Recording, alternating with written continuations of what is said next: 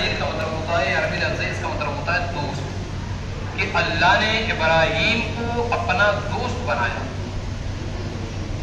عزیزان گرامی وقار، جب اسی ابراہیم علیہ السلام نے جب بابل سے ہجرت کی ملک شام کی طرف، حضرت ابراہیم نے بابل سے ہجرت فرمائی ملک شام کی طرف، تو آپ کا سفر یعنی حضرت ابراہیم علیہ السلام کا جو سفر تھا وہ پہلے حرا میں تھا، یعنی آپ حضرت ابراہیم اور آپ کے ساتھ آپ کی اہلیہ یعنی آپ کی بیوی تھی جن کا نام حضرت سارہ رضی اللہ عنہا تھا۔ حضرت سارہ تھی، آپ دونوں تھے، تو آپ دونوں پہلے حرا ایک جگہ کا نام ہے وہاں مقیم ہوئے، یعنی آپ وہاں ٹھہرے۔ اس کے بعد پھر وہاں سے ہونے کے بعد حضرت ابراہیم اور آپ کی بیوی حضرت سارہ رضی اللہ تعالی عنہا یہ مصر کی طرف چلتی، اور یہاں کا بادشاہ بڑا ظالم تھا، جابر تھا، فاسق تھا۔ اس کی یہ عادت تھی کہ جب بھی کوئی نئی دلہن آتی تو اس کے سامنے پیش ہوتی، اگر اس ظالم بادشاہ کو پسند آ جاتی تھی تو خود رکھ لیتا تھا، اگر پسند نہیں آتی تھی تو واپس کر دیتا تھا۔ اور کسی بادشاہ نے اپنے آدمیوں کو چاروں طرف لگا رکھا تھا کہ اگر ایسا کوئی میٹر پیش آئے تو بتانا۔ تو جب اس کے سپاہیوں نے حضرت سارہ رضی اللہ عنہا کو دیکھا ہے تو اسی بادشاہ کے پاس آئے اور یہ کہا کہ ایک مسافر آیا ہے اور اس کے ساتھ ایک حسین و جمیل عورت ہے۔ بہرحال سپاہی لے کر آئے، بادشاہ کے دربار میں پیش کیا۔ بادشاہ نے حضرت سارہ کو دیکھا کہ واقعی میرے سپاہیوں نے کہا ہے وہ سچ ہے، یہ تو حسین و جمیل ہے۔ تو پھر بادشاہ نے حضرت ابراہیم کو باہر ٹھہرنے کا حکم دیا اور حضرت سارہ کو روم کے اندر بلایا۔ جب روم کے اندر حضرت سارہ رضی اللہ تعالی عنہا گئی ہیں تو اسی بادشاہ نے اندر سے دروازہ لاک کر لیا، یعنی بند کر لیا تھا۔ اللہ رب العزت کا کرم حضرت ابراہیم کے ذات گرامی بابرکت پر نازل ہوتی ہے، اور حضرت ابراہیم باہر ہونے کے باوجود اندر کی پوری چیزوں کو دیکھ لیتے ہیں۔ اللہ نے حضرت ابراہیم کی سامنے سے تمام حجابات اٹھا دیے، اور جو روم کے اندر ہو رہا تھا حضرت ابراہیم یہاں سے دیکھ رہے تھے۔ یعنی کل ملا کے یہ کہ جس طریقے سے انسان اپنا آئینے میں چہرہ دیکھتا ہے، چہرہ دکھائی دیتا ہے، اسی طریقے سے حضرت ابراہیم وہاں دیکھ رہے تھے۔ حضرت ابراہیم نے دیکھا کہ اسی ظالم و جابر بادشاہ نے آپ کی بیوی یعنی حضرت سارہ رضی اللہ تعالی عنہا کی طرف ہاتھ بڑھایا، اور ناپاک ہاتھ تھا، غلیظ ہاتھ تھا، گندی نیت سے اس نے ہاتھ بڑھایا۔ تو تاریخ ہے کہ جیسے اس نے ہاتھ بڑھایا اس کا ہاتھ خشک ہو گیا، اس کا ہاتھ خشک ہو جاتا ہے، حضرت سارہ تک نہیں پہنچ پایا، بیچ میں خشک ہو گیا، سوکھ گیا، اب گڑ گڑانے لگا اور یہ کہنے لگا تم کون ہو؟ ارے میرے لیے دعا کر دو، اب میں ایسی حرکت نہیں کروں گا۔ حضرت سارہ رضی اللہ عنہا نے دعا کر دی تو اس کا ہاتھ صحیح ہو گیا۔ پھر اس کے دماغ میں شیطان نے حرکت ڈالی اور پھر حضرت سارہ کی طرف بڑھا۔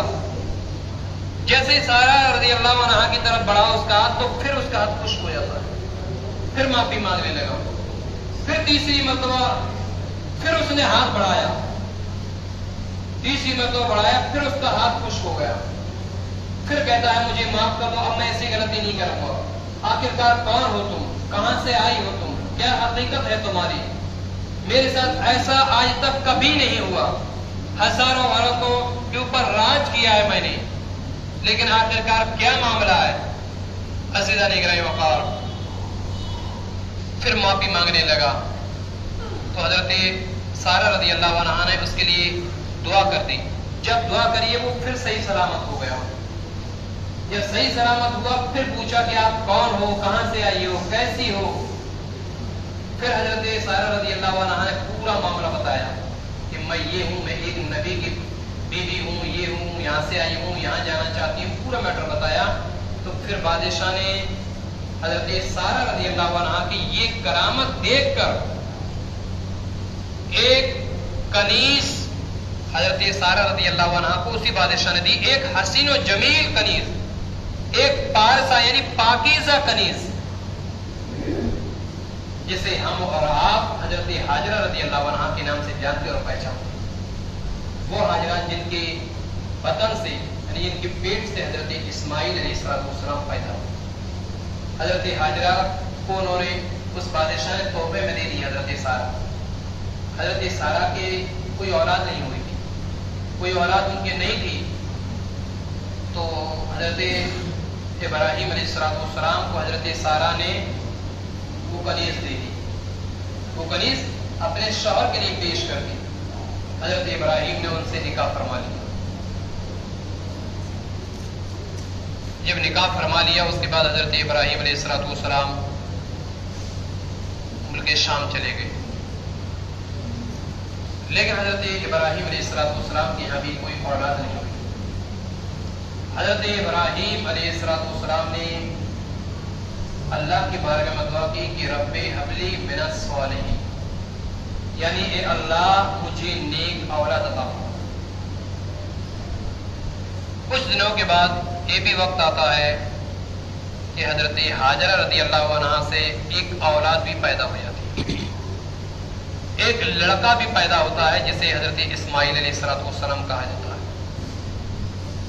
جب حضرت اسماعیل پیدا ہوئے تو حضرت ابراہیم علیہ السلام کو بڑی خوشی ہوئی, اور وہ خوشی اس لیے ہوئی تھی کہ حضرت ابراہیم علیہ السلام کی عمر جب 90 برس کی ہوئی تھی اس وقت حضرت ابراہیم کے اسماعیل پیدا ہوئے. یعنی حضرت ابراہیم کا بڑھاپا آ گیا تھا اس سمے حضرت اسماعیل. تو اندازہ کر ہی سکتے ہیں کہ جس اولاد کو اگر 90 برس کی عمر میں پایا ہو تو وہ اولاد کتنی عزیز ہوگی, وہ اولاد کتنی پیاری ہوگی. تو حضرت ابراہیم اس اسماعیل علیہ السلام کو بہت پیار کرتے تھے, بہت کھلاتے تھے, بہت لاڈ کرتے تھے. اسی طریقے سے حضرت حاجرہ رضی اللہ عنہا گود میں کھلاتی تھی, جھلاتی تھی, کہیں دایاں گال چومتی تھی, کہیں بایاں گال چومتی تھی, کہیں حضرت اسماعیل کی پیشانی کو چومتی تھی, کہیں ان کے گلے کو چومتی تھی, یعنی بہت پیار کرتی تھی حضرت حاجرہ حضرت اسماعیل کو. تو حضرت سارہ رضی اللہ تعالیٰ عنہا کو رشک ہونے لگا کہ دیکھو میں نے مطلب ان کے دل میں یہ خیال پیدا ہوا کہ میرے اولاد نہیں ان کی اولاد ہے. پہلے یار وہ تو ایک سبب تھا جو اللہ نے ان کے دل میں ڈال دیا, انہیں وہ تو نیکی لوگ تھے, کیونکہ ان کے پہنچنے کے بعد ہی خانہ کعبہ کو آباد ہونا تھا. کیونکہ اللہ کی حکمت رب ہی جانے کہ کب کیا کرنا ہوتا ہے. کیونکہ خانہ کعبہ تعمیر کرنا تھا تو خانہ کعبہ کیسے تعمیر ہو, یہ تو یہاں ہے, وہاں خانہ کعبہ کیسے تعمیر ہوگا. تو ایسے تعمیر ہوگا کہ حضرت حاجرہ رضی اللہ تعالیٰ عنہا کے بارے میں حضرت سارہ نے کہا کہ اے ابراہیم, اے ہمارے شوہر وقار, اپنی اس اولاد اسماعیل کو اور اپنی بیوی جو دوسری ہے حضرت حاجرہ کو آپ یہاں سے دور لے کر چلے جائیں, دور لے کر چلے جائیں. بالآخر یہی فیصلہ جو حضرت سارہ نے کہا تھا, یہی فیصلہ اللہ نے حضرت ابراہیم کے اوپر نازل فرما دیا اور یہ کہا اے ابراہیم اپنی بیوی اور اپنی اولاد یعنی حضرت اسماعیل کو آپ یہاں سے لے کر چلے جائیں اور اس جگہ چھوڑائیں جو آج خانہ کعبہ جہاں آباد ہے. جہاں خانہ کعبہ آج آباد ہے پہلے وہاں ریگستان تھا, پہلے وہاں کوئی گھر نہیں تھا, کوئی انسان آباد نہیں تھا, صرف ریگستان ہی ریگستان نظر آتا, کوئی انسان کا دور دور تک اتا پتا نہیں تھا.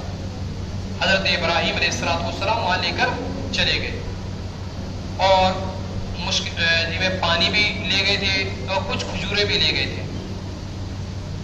اب وہاں ان کو چھوڑ دیا. اب جو چھوڑ دیا تو حضرت ابراہیم علیہ السلام جانے لگے.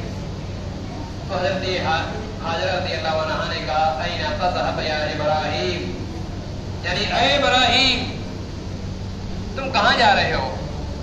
ابراہیم تم کہاں جا رہے ہو؟ حضرت ابراہیم خاموش ہو گئے. حضرت حاجرہ رضی اللہ عنہا نے کہا کہ اے ابراہیم یہ بیابان ہے، یہ جنگل ہے، اس تنہا جنگل میں ہمیں تنہا کہاں چھوڑ کر جا رہے ہو؟ حضرت ابراہیم دوسری مرتبہ بھی خاموش رہے. تیسری بار پھر انہوں نے وہی سوال کیا کہ اے ابراہیم ہمیں اکیلے تنہا کہاں چھوڑ کر جا رہے ہو؟ پھر ابراہیم نے کوئی جواب نہیں دیا. وہ اللہ کی نیک بندی تھی. حضرت حاجرہ سمجھ گئی کہ یہ اللہ کے نیک بندے ہیں، اللہ کے نبی و رسول ہیں، اگر یہ کچھ جواب نہیں دے رہے ہیں اس کا مطلب یہ ہے کہ اللہ کی جانب سے ان کے اوپر حکم نازل ہو چکا ہے.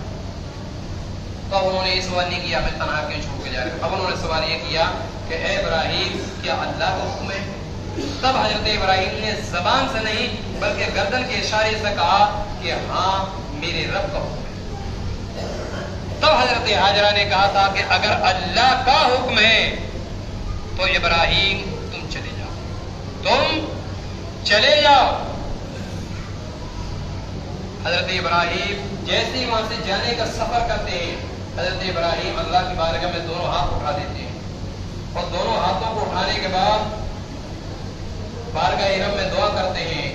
حضرت ابراہیم دعا کرتے ہیں اللہ کی بارگاہ میں کہ ربنا انی اسکنت من ذریتی بواد غیر ذی زرع عند بیتک المحرم ربنا لیقیموا الصلاة فاجعل افئدة من الناس تهوی الیہم وارزقهم من الثمرات لعلهم یشکرون.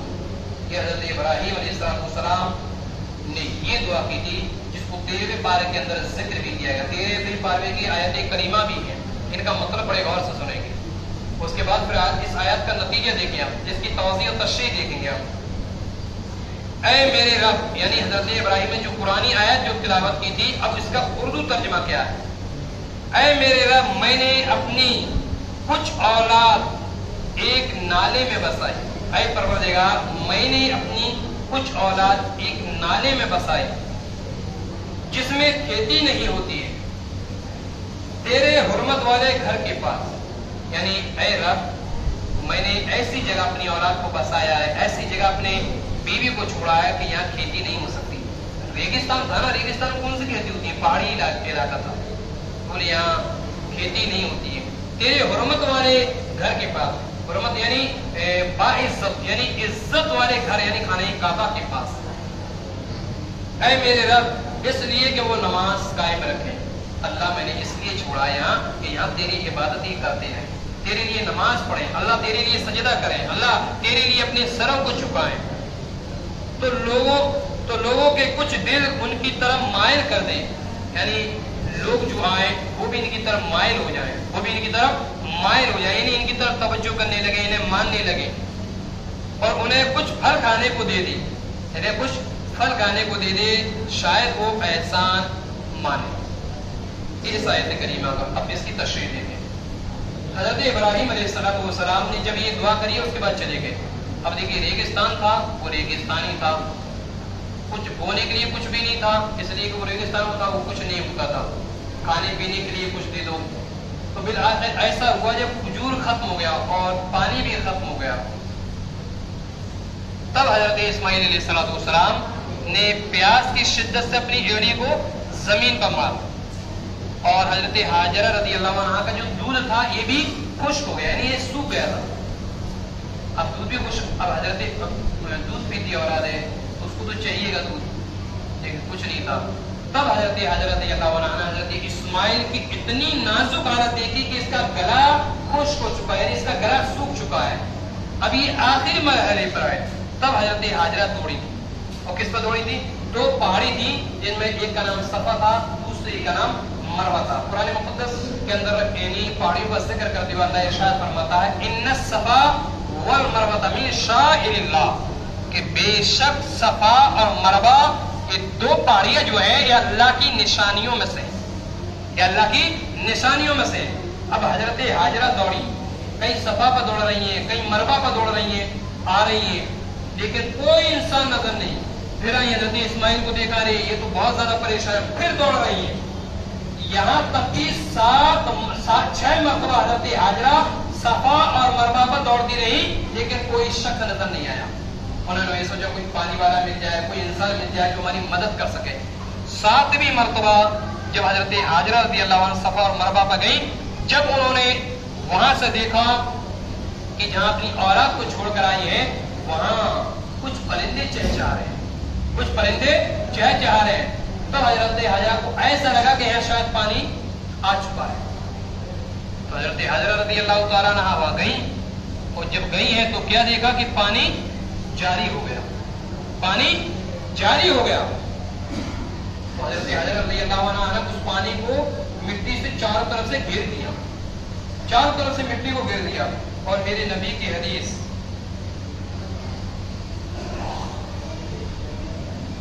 حضور علیہ السلام ایک حدیث پاک کے اندر ارشاد فرماتے ہیں، اس سمے تو نہیں مل رہی ہے حدیث کے الفاظ اور اس کا ترجمہ یہ ہے کہ حضور علیہ السلام فرماتے ہیں اگر حاجرہ اس پانی کو نہ گھیرتی، حاجرہ اس پانی کو نہ گھیرتی تو اس پانی سے پوری دنیا سیراب ہو جاتی، ہر جگہ یہ پانی پہنچ جاتا، اتنا پانی نکلتا ہے.